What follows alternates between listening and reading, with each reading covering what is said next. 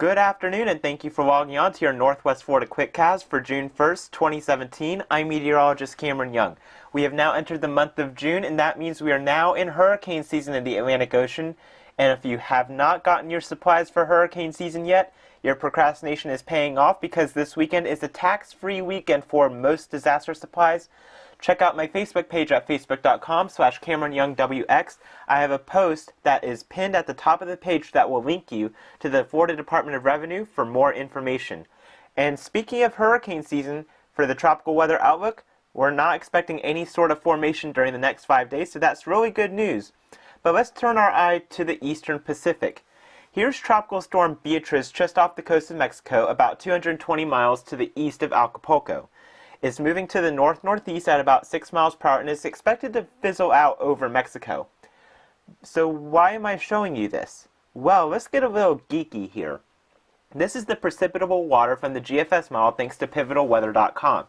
Through about next Monday, we're going to have a lot of moisture coming from Beatrice, which is going to fizzle out over Mexico, but a lot of the mid and upper level moisture associated with it is going to be shoved off to the north and east, basically in our direction. The precipitable water, by the way, is the amount of water that is in the air above you if you were to squeeze out all the water in the atmosphere.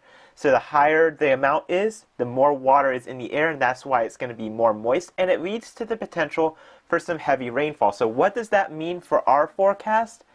Well, basically rather rinse and repeat what we've had for about the last week or so, which means more gray skies, warm and humid conditions, and occasionally it's going to be stormy, and some of the storms this weekend could actually bring some heavy rainfall. The future forecast from the HRRR from tropicaltidbits.com shows the storms will fizzle out a little bit during the evening and then fire back up overnight into tomorrow morning.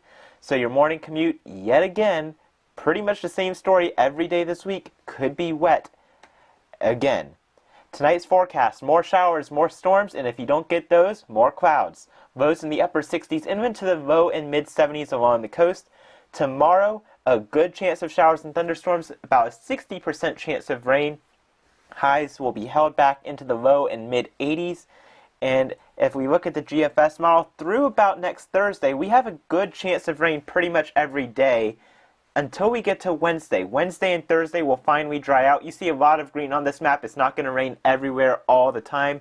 It just means we pretty much have a good chance of rain at any point through about Wednesday. So your 7-day outlook, unfortunately this weekend has the best chance of rain at about 70% both Saturday and Sunday, 50% on Monday and Tuesday. Then a front finally clears our area Wednesday and Thursday.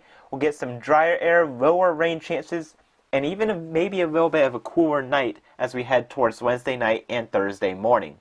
I'm meteorologist Cameron Young. Thank you for logging on to your Northwest Florida QuickCast, and I hope you have a fantastic day.